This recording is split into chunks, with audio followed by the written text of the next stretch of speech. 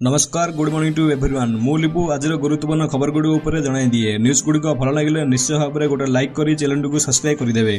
तो चलतु आज गुरुत्वपूर्ण खबर गुड़ी नजर पकेबा। 2 दिन प्रबल वर्षेब 8 जिला सतर्कता सूचना जारी रही। बंगोपसागर घूर्णिबलय रही प्रभाव में आसंता 5 दिन जाए पर्यंत राज्यर अधिकांश स्थान में हालुकार मध्यम धरणर वर्षा लगी प्रबल वर्षा ने विभिन्न जिला को येलो लाइन जारी कर जिला गुड़िक है मालकानगिरी, कोरापुट, रायगड़ा, गजपति और गंजाम। सेहीपरि कलाहांडी, कंधमाल, नुआपड़ा और बरगड़ मध्य प्रबल वर्षा होबार संभावना रही। तेणु बिजुली घड़घड़ी प्रति सतर्कता रहिबाकु परामर्श दिया। परवर्ती खबर विरोधी दल नेता हेबा परे बढ़िला राहुल गांधी गुरुत्व दरमा सह पाइबे अन्यान्य सुविधा।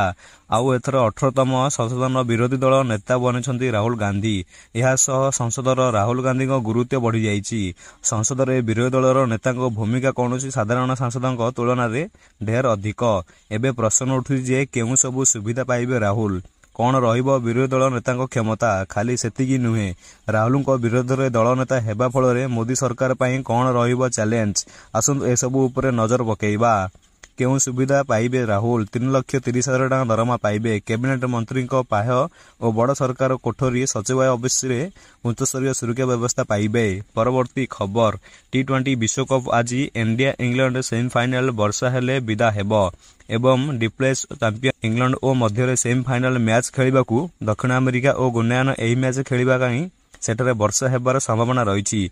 जदि आजिर मैच रे वर्षा हुए तेबे केउ टीम रो फलाभावी रहिबो जानंतु। रिपोर्ट अनुसार जून 26 रे गुरुनानायर वर्षा हेबार संभावना रही। एपरे कि सकाळु मध्य स्थानीय समय 9 टाइम में पढ़िबार वर्तमान कराई। मध्याह्न पर वर्षा परिमाण सामान्य ह्रास पाइपारे। जदि आमे मैच कथा देखिबा तेबे अंतर्जातीय क्रिकेट परिषद रे 2टी सेमीफाइनल हेबो। परवर्ती खबर सेम रे हारिए अफगानिस्तान। भारत को दायी कले पूर्वतन क्रिकेटर कहले। मात्र 57 रन रे टार्गेट देइथिले अफगानिस्तान, जहाकू एति सहजरे हासिल करि हेउ नथिला। दक्षिण अफ्रीका अफगानिस्तान को 9 विकेट रे हरई फाइनल पहुंचले दी अफ्रीका टीम। यह सह विश्वकप पर प्रथम थर पई फाइनल प्रवेश करिछि। तो अफ्रीका और त्रिनिदादर तरबिया बिर्नाराइज स्टेडियम रे खेला जाउथिला। परवर्ती खबर निजे आईपीएस अधिकार तथापि मिलिला न्याय सरकार जमी किणिले फसिले। 2011 मसीह से किभली भुवनेश्वर रे जमी किणी ठकामी पड़ते ताहा गोटी गोटी करी बखौचंती। नृसिंह सिंह प्रसाद सुंदर राव ओरफ बाबी नामक जने व्यक्ति केमिति तांकु सरकार जमी बिक्री गोलाम धंदारे फसाई पात्रपड़ा निकटरे थिबा जमी बाबद आईएएस अफिसर और आईपीएस अधिकारी सूचना देइथिले। से माने ही जमी किणिबा पई प्रवर्तन सह बानिले सांगर जोगाजोग करथिले। तेबे 4000 वर्गफुट जमी 9,50,000 टंकारे किणिबा परे एहा म्यूशन होई पारि नथिला। परवर्ती खबर योजना को नहीं बड़ घोषणा। 70 वर्षरु अधिक लोकों को मिलिबो चिकित्सा सुविधा। देश में 18तम लोकसभा को समावेश करी राष्ट्रपति द्रौपदी मुर्मू एही संबोधन समय से देश में समस्त वयस्क व्यक्ति मानक पई बड़ घोषणा करिसंती। राष्ट्रपति कहिसंती आयुष्मान योजना अधीन 70 वर्षरु अधिक वर्गर लोक मानक चिकित्सा सुविधा जोगाई दिया। लोकसभा निर्वाचन समय जारी होइथिला घोषणा नाम एही प्रतिश्रुति देइथिले भारतीय जनता पार्टी। संसद भवन रे राष्ट्रपति श्रीमती मुर्मू कहिसंती जे नुआ सरकार एणिकी 70 वर्षरु अधिक बयस वर्गर लोक मानक मध्य आयुष्मान योजना रे फायदा मिलि पारिबो। परवर्ती खबर 56 मिनिट रे अभिभाषण कौन कहले राष्ट्रपति।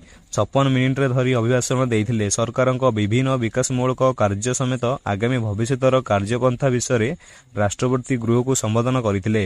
राष्ट्रपति द्रौपदी मुर्मू संसदर पहुंचवा क्षणे एवं प्रधानमंत्री नरेंद्र मोदी तांको स्वागत करथिले। अभिभाषण आरंभरु राष्ट्रपति समस्त सांसदक समस्त लोकसभा बाचस्पति ओम बिरला को शुभेच्छा जणाइथिले। राष्ट्रपति कहिथिले एतर 64 कोटी भोट रे मतदान करिसंती। जम्मू काश्मीर रे रेकर्ड मतदान होईछि। परवर्ती खबर राजनैतिक चाप को नहीं मुह खोलिले सुप्रीमकोर्ट प्रधान विचारपति। 24 वर्ष धरी विचारपति भावे कार्य करुछि किंतु कौनसी राजनैतिक चाप रे केबे काम करि नाहंती। ऑक्सफोर्ड यूनिवर्सिटी प्रश्न उत्तर सेन रे एहा कहिसंती। विशेषकर गत किछि वर्ष मध्य न्यायपालिका उपरे कौनसी राजनैतिक चाप रही आसीछि कि बोली से चंद्रचूड़ को पचराउचरा करथिले। एही प्रश्न उपरे सीजी चंद्र कहिसंती जे मु 24 वर्ष धरी विचारपति थिली। ମୁଁ କଦାପି ସରକାରଙ୍କର କୌଣସି ପ୍ରକାରର ଚାପରେ ସମ୍ମୁଖୀନ ହୋଇନାହିଁ। ଯଦି ଆପଣଙ୍କ ବ୍ୟାପକ ରାଜନୈତିକ ଚାପରେ ଅର୍ଥ କରନ୍ତି ତେବେ ଜଣେ ବିଚାରପତି ହୃଦୟଙ୍ଗମ କରିବେ ଯେ ତାଙ୍କ ନିଷ୍ପତ୍ତିରେ ରାଜନୈତିକ ପ୍ରଭାବରେ କ'ଣ ହୋଇପାରେ। ତାଙ୍କ ନିଷ୍ପତ୍ତିରେ ରାଜନୈତିକ ପ୍ରଭାବ ବିଷୟରେ ବିଚାରପତି ସଚେତନ ହେବା ଉଚିତ। ପରବର୍ତ୍ତୀ ଖବର, କଲେଜ ଛାତ୍ରୀଙ୍କୁ ବାହା ହେଲେ ପ୍ରିନ୍ସିପାଲ, ବାହା ଆଗରୁ ମାର୍କ ପାଇଁ ଝିଅ ଦେଉଥିଲେ ଦେହ। ନମସ୍କାର ବନ୍ଧୁଗଣ, ବର୍ତ୍ତମାନ ଏକ ଖବର ନେଇ +3 ଛାତ୍ରୀଙ୍କୁ ଗର୍ଭବତୀ କରି ଦେଇଛନ୍ତି କଲେଜ ପ୍ରିନ୍ସିପାଲ। କଲେଜ ଛାତ୍ରୀଙ୍କ ପେଟରେ ବଢୁଛି କଲେଜ ପ୍ରିନ୍ସିପାଲଙ୍କ ଛୁଆ। ଛାତ୍ରୀ ପରୀକ୍ଷାରେ ପାସ୍ କରିବ ବୋଲି ପ୍ରିନ୍ସିପାଲଙ୍କ ପାଖକୁ ପାଠ ପଢ଼ିବା ଯାଇଥିଲେ। ହେଲେ ପରୀକ୍ଷା ପାସ୍ କରିବା ପାଇଁ ପ୍ରିନ୍ସିପାଲଙ୍କ ପାଖରେ ନିଜ ଇଜ୍ଜତ ବି ବିକ୍ରି କରିଥିଲେ ଏହି ଛାତ୍ର ଜଣକ। 20 ବର୍ଷୀୟ ଝିଅକୁ ବିବାହ କରି 60 ବର୍ଷ ଏହି ପ୍ରିନ୍ସିପାଲ ସିନ୍ଦୁର ପିନ୍ଧାଇ ବରଣମାଳ ପକାଇ ନିଜ ଝିଅ ବୟସର ନିଜକୁ ବିବାହ କରି ଏକ ପ୍ରିନ୍ସିପାଲ। ଯୁବତୀ ବୟସର 20 ବର୍ଷ ହୋଇଥିଲା ବେଳେ ଏକ ଘରୋଇ କଲେଜରେ +3ରେ ପାଠ ପଢୁଥିଲେ। ମଝିରେ ମଝିରେ ସେ ତାଙ୍କ କଲେଜର ଏହି ଅଧ୍ୟାପିକା ନିକଟକୁ ଦେଖା କରିବା ପାଇଁ ଯାଉଥିଲେ ଏବଂ ପାଠପଢ଼ାରେ ଯୁବତୀ ଜଣକ ଦୁର୍ବଳ ଥିଲା ବେଳେ ଜଣାପଡୁଥିଲା। ପରବର୍ତ୍ତୀ ଖବର, ରୋଷେଇ ଘରଠୁ ନେଇ ବ୍ୟାଙ୍କ ଖାତା ପର୍ଯ୍ୟନ୍ତ ହେବ ବଡ଼ ପରିବର୍ତ୍ତନ। ସିଧାସଳଖ ସାଧାରଣ ଲୋକଙ୍କ ପକେଟ ଉପରେ ପଡ଼ିବ ପ୍ରଭାବ। ଏହାପରେ ଜୁଲାଇ 1ରୁ ସାରା ଦେଶରେ 5ଟି ବଡ଼ ପରିବର୍ତ୍ତନ ଦେଖାଯିବ, ଯାହା ସିଧାସଳଖ ଆପଣଙ୍କ ବ୍ୟାଙ୍କ ଆକାଉଣ୍ଟକୁ ଓ ମୋବାଇଲ ନମ୍ବର ଉପରେ ପ୍ରଭାବ ପଡ଼ିପାରେ। ଏଥିରେ LPG ସିଲିଣ୍ଡର ଦରକୁ ଆରମ୍ଭ କରି କ୍ରେଡିଟ୍ କାର୍ଡ ନିୟମ ସାମିଲ, ଯାହା ସିଧାସଳଖ ସାଧାରଣ ଲୋକଙ୍କ ପକେଟ ଉପରେ ପ୍ରଭାବ ପକାଇପାରେ। ଆସନ୍ତୁ ସେହି 5ଟି ପରିବର୍ତ୍ତନ ବିଷୟରେ ଜାଣିବା। ତେଲ କମ୍ପାନୀଗୁଡ଼ିକ ମାସ ଆରମ୍ଭର LPG ସିଲିଣ୍ଡର ଦରରେ ସଂଶୋଧନ ଆଣିଥାନ୍ତି। 1 ଜୁଲାଇ 2024ରେ ସକାଳ 6ଟାରୁ ଏହି ପରିବର୍ତ୍ତନ ଦେଖାଯିବ। ଗତ କିଛିଦିନ 19 କିଗ୍ରା କମର୍ସିଆଲ ଗ୍ୟାସ୍ ସିଲିଣ୍ଡର ଦରରେ ଅନେକ ଥର ପରିବର୍ତ୍ତନ ଦେଖାଇଥାଏ, କିନ୍ତୁ ଘରୋଇ ଗ୍ୟାସ୍ ସିଲିଣ୍ଡରର ଦର ଦୀର୍ଘଦିନ ଧରି ସ୍ଥିର ରହିଛି। ତେବେ ଦେଶର ପ୍ରଧାନମନ୍ତ୍ରୀ ନରେନ୍ଦ୍ର ମୋଦିଙ୍କ ଏହି ଆଦେଶ ଥିଲା। ପରବର୍ତ୍ତୀ ଖବର, ବିଜେଡି କାହିଁକି ଏଥର ଶୋଚନୀୟ ପରାଜୟ ଭୋଗିଲା, ତାର କାରଣ କହିଲେ ରାଜ୍ୟପାଳ। ଦୀର୍ଘ 24 ବର୍ଷ ଧରି ଓଡ଼ିଶାକୁ ଶାସନ କରୁଥିବା ବିଜୁ ଜନତା ଦଳର ଶୋଚନୀୟ ଭାବେ ପରାସ୍ତ ହୋଇଛନ୍ତି। ପରାଜୟ ହେବା ପରେ ଦଳ ଓଡ଼ିଶାର ଶାସନ କ୍ଷମତାକୁ ହରାଇ ବସିଛି। ତେବେ ନିର୍ବାଚନର ବହୁମତ ଅଧିକାର କରି ବିଜେପି ଓଡ଼ିଶାରେ ସରକାର ଗଠନ କରିଛି। ତେବେ ବିଜୁ ଜନତା ଦଳ ହାରିବା ପଛରେ କାରଣ ଏଭଳି କିଛି କହିଛନ୍ତି ରାଜ୍ୟପାଳ ରଘୁବର ଦାସ। ଏକ ଜାତୀୟ ଗଣମାଧ୍ୟମ ସାକ୍ଷାତକାର ଦେଇ ଓଡ଼ିଶାରେ ବିଜେଡି କାହିଁକି ହାରିଲା ତାର କାରଣ ସବୁ ଖୋଲି କହିଛନ୍ତି। ତେବେ ରାଜ୍ୟପାଳଙ୍କ କହିବା ଅନୁସାରେ ବିଜେଡି ହାରିବା ପରେ ବଡ଼ କାରଣ ଅଛି ଆଣ୍ଟି ଇନସିଡେଣ୍ଟ ଓ ସରକାର ଯଦି ରାଜ୍ୟବାସୀଙ୍କ ପାଇଁ ଗୋଟେ ଯୋଜନା କରିବାରେ ଲାଗି ପଡ଼ିଲେ ହେଲେ ସେହି ସବୁ ଯୋଜନାଙ୍କ ନିକଟରେ ଠିକ୍ ଭାବେ ପହଞ୍ଚି ପାରିନଥିଲା। ସରକାର କେବଳ ଯୋଜନା କରିଦେଉଥିଲେ, ହେଲେ ଲୋକଙ୍କ ପାଖରେ ବିଜୁଳି, ସଡ଼କ, ପାଣି ଭଳି ଏସବୁ ସୁବିଧା ଗୁଡ଼ିକ ପହଞ୍ଚି ପାରୁନଥିଲା। ପରବର୍ତ୍ତୀ ଖବର, କର୍ମଚାରୀଙ୍କ ଦରମା ହେବ ଡବଲ, ଏକାବେଳେ 44% ବଢ଼ିବ। ଶେଷରେ ହୋଇଛି ନିର୍ବାଚନ। ବହୁମତ ପାଇଁ ସରକାର ଗଠନ କରିଛି ବିଜେପି ନେତୃତ୍ୱାଧୀନ NDA। ଆଉ ତୃତୀୟ ଥର ପାଇଁ ପ୍ରଧାନମନ୍ତ୍ରୀ ଭାବେ ଶପଥ ନେଇଛନ୍ତି ନରେନ୍ଦ୍ର ମୋଦି। ପରବର୍ତ୍ତୀ ଖବର, ସ୍ତ୍ରୀ ହେବେ ତ ଏମିତି, ଯୌତୁକ ଲୋଭୀ ସ୍ୱାମୀକୁ ଦେଲେ ପାନେ। ଯୌତୁକ ଆଣି ନଥିଲେ ବୋଲି ଜୀବନରୁ ମାରିଦେବାକୁ କହୁଥିଲେ, ହେଲେ ସ୍ତ୍ରୀ ଜଣକ ଯାହା କଲେ ତାହା ବୋଧହୁଏ ଆପଣଙ୍କ କେବେ ଶୁଣିନଥିବେ। ଯୌତୁକ ପ୍ରଥାକୁ ବନ୍ଦ କରିବା ପାଇଁ କେତେ କ'ଣ ସଚେତନତା ସୃଷ୍ଟି ଚାଲିଛି, କିନ୍ତୁ ଯୌତୁକ ଲୋଭୀ ରାକ୍ଷସମାନଙ୍କୁ ଏଥିରୁ କିଛି ଫରକ ପଡ଼େନି। ଏମାନେ ଘରକୁ ଆସିଥିବା ନବବଧୂକୁ ଝିଅ ଭଳି ରଖିବା ବଦଳରେ ଯୌତୁକ ନିଆଁରେ ତାଙ୍କୁ ତିଳ ତିଳ କରି ଜଳିଥାନ୍ତି। ହେଲେ ସମୟ ବଦଳୁଛି, ଆଜିର ନାରୀ ଅବାଳିକା ଦୁର୍ବଳ ନୁହେଁ, ଏହାକୁ ପ୍ରମାଣିତ କରି ଯୌତୁକ ଲୋଭୀ ରାକ୍ଷସକୁ ଉଚିତ ଜବାବ ଦେଇଛନ୍ତି ବୌଦ୍ଧ ବାଉଁଶୁରଣ ଥାନା ଅନ୍ତର୍ଗତ ସିଧାପୁର ଗ୍ରାମର ଲିଜା ବେହେରା। ଅଧିକ ଯୌତୁକ ଦେବା ତ ଦୂରର କଥା, ପୂର୍ବରୁ ଦେଇଥିବା ସମସ୍ତ ଯୌତୁକ ଜିନିଷକୁ ପୁଲିସ ଉପସ୍ଥିତ ଫେରାଇ ନେଇଥିଲେ ଲିଜା। ପରବର୍ତ୍ତୀ ଖବର, ବିବାହିତ ଲୋକଙ୍କ ପାଇଁ ଖୁସି ଖବର, ପ୍ରତି ମାସରେ ଖାତାକୁ ଆସିବ 4,950 ଟଙ୍କା। କାରଣ ପୋଷ୍ଟ ଅଫିସ ବିବାହିତ ସମ୍ପତ୍ତିଙ୍କୁ ଧ୍ୟାନ ରଖି ଏକ ଯୋଜନା ପ୍ରସ୍ତୁତି କରିଛି।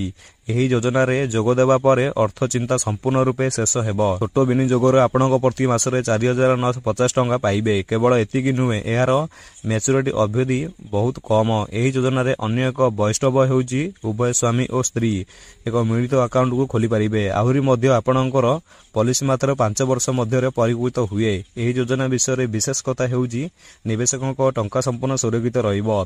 ସୂଚନୀୟ ଅନୁଯାୟୀ ଫେସବୁକରୁ ମାସିକ ଆୟ ଯୋଜନା ଅଧୀନରେ ସର୍ବାଧିକ 4,50,000 ଟଙ୍କା ବିନିଯୋଗ ହୋଇପାରିବ। ପରବର୍ତ୍ତୀ ଖବର, ଗୋଟିଏ ଡକ୍ୟୁମେଣ୍ଟ ଭୁଲ ପାଇଁ କଟିଯିବ ସୁଭଦ୍ରା ଟଙ୍କା। ଆସିଲା ବଡ଼ ଅପଡେଟ୍, କେମିତି ମିଳିବ ସୁଭଦ୍ରା ଟଙ୍କା ଜାଣନ୍ତୁ।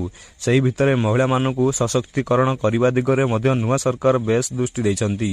ସେଥିପାଇଁ ମହିଳାମାନଙ୍କ ସୁଭଦ୍ରା ଯୋଜନାରେ ଅନ୍ତର୍ଭୁକ୍ତ କରାଯାଇଛି। ସେଥିପାଇଁ ମହିଳାମାନଙ୍କୁ 50,000 ଟଙ୍କାର ଭାଉଚର ମିଳିବାକୁ ଯାଉଛି।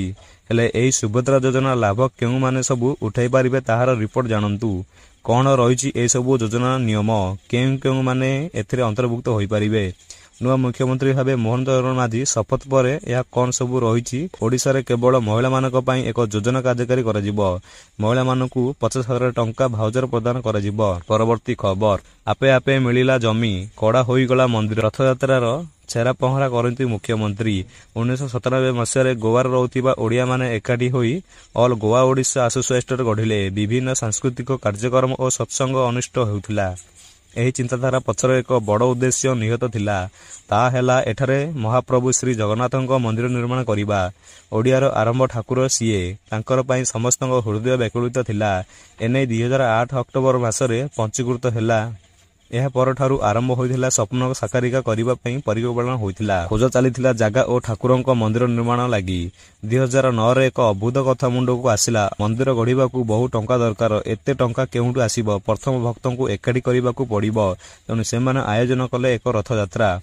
ପରବର୍ତ୍ତୀ ଖବର, ନିଟ୍ ୟୁଜି ପ୍ରଶ୍ନପତ୍ର ପ୍ରଘଟ ମାମଲାରେ ବିହାରର ପାଟନାରୁ 2 ଜଣଙ୍କୁ ଗିରଫ କଲା ସିବିଆଇ। ଅଭିଯୁକ୍ତମାନଙ୍କୁ ବିହାରର ପାଟନାଠାରୁ ଗିରଫ କରାଯାଇଥିଲା। 2 ଜଣ ମନୀଷ କୁମାର ଓ ଆଶୁତୋଷ କୁମାର ବୋଲି ଚିହ୍ନଟ କରାଯାଇଛି। ଏହାପରେ ଅଧିକ ପୁଲିସ ହେଫାଜତ ପାଇଁ କୋର୍ଟରେ ହାଜର କରାଯାଇଛି। ନିଟ୍ ୟୁଜି ପ୍ରଶ୍ନପତ୍ର ପ୍ରଘଟ ମାମଲାରେ ଚାଲିଥିବା ବିବାଦ ମଧ୍ୟରେ ସିବିଆଇ ସ୍ୱତନ୍ତ୍ର ଟିମ୍ ଗଠନ କରିଥିଲେ। ତେବେ ପରୀକ୍ଷା ପରିଚାଳନା କରୁଥିବା ଜାତୀୟ ପରୀକ୍ଷା ଏକ୍ସଚେଞ୍ଜ ଓ 1563 ଛାତ୍ରଙ୍କୁ ଦିଆଯାଇଥିବା ଗ୍ରେସ୍ ମାର୍କକୁ ବାତିଲ କରି ଜୁନ୍ 23ରେ ସେମାନଙ୍କ ପାଇଁ ପୁନର୍ପରୀକ୍ଷା କରିଥିଲେ। 1563 ଛାତ୍ରଙ୍କ ମଧ୍ୟରୁ କେବଳ 52% ଛାତ୍ରଛାତ୍ରୀମାନେ ଏହାକୁ ଚେଷ୍ଟା କରିଥିଲେ। ସୋମବାର ଦିନ ବିହାରର ସରକାର ନିଟ୍ ୟୁଜି କାଗଜ ଲିକ୍ ମାମଲାରେ କେନ୍ଦ୍ରୀୟ ଅନୁସନ୍ଧାନ ବ୍ୟୁରୋକୁ ସତ୍ୟାୟନ କରିଥିଲେ। ପରବର୍ତ୍ତୀ ଖବର, ଅକ୍ଷୟଙ୍କ ପାଇଁ ଦେବାଳିଆ ହେଲେ ପ୍ରଯୋଜକ। 250 କୋଟିର କ୍ଷତି ପରେ ବିକ୍ରି କଲେ ଅଫିସ୍। ଗତ କିଛି ଦିନ ହେବ ଏଭଳି ଚର୍ଚ୍ଚା ହେଉଛି ବେଳେ ଏହା ଉପରେ ନିଜର ପ୍ରତିକ୍ରିୟା ରଖିଛନ୍ତି ବାସୁ ଭଗନାନୀ। ଅକ୍ଷୟ କୁମାରଙ୍କ ଫିଲ୍ମ ବର୍ତ୍ତମାନ ଲଗାତାର ଫ୍ଲପ୍ ହେବାର ଲାଗିଛି, ଯେଉଁ କାରଣରୁ ନିର୍ମାତାମାନେ ଅଧିକ କ୍ଷତି ସବୁ କିଛି ରହିଛନ୍ତି।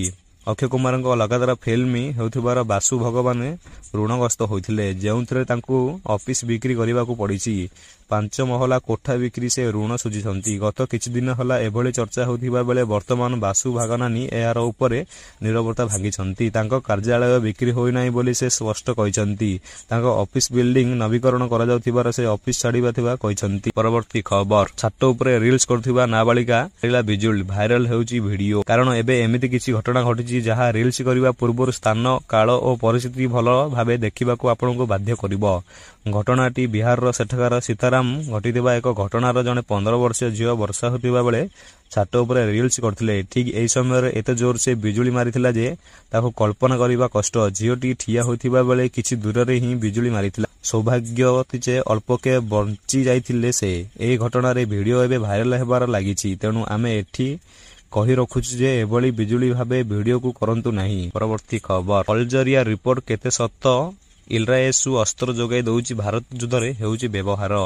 ରିପୋର୍ଟ ଅନୁସାରେ ଭାରତର ଇସ୍ରାଏଲକୁ 20 ଟନ୍ ରକେଟ୍ ଇଞ୍ଜିନ୍, 12.5 ଟନ୍ ବିଶ୍ୱଜନୀନ କ୍ଷମତା ବିଶିଷ୍ଟ ରକେଟ୍, 1500 କେଜି ବିସ୍ଫୋରଣ ସାମଗ୍ରୀ ଓ 750 କେଜି ଗୋଳବାରୁଦ ପଠାଇଥିଲେ। ଗତ ମେ 15ରେ ବୋଲକରମ ନାମକ ଏକ କାର୍ଗୋ ଜାହାଜ ସ୍ପେନ୍ ତଟରେ ପହଞ୍ଚିଥିଲା।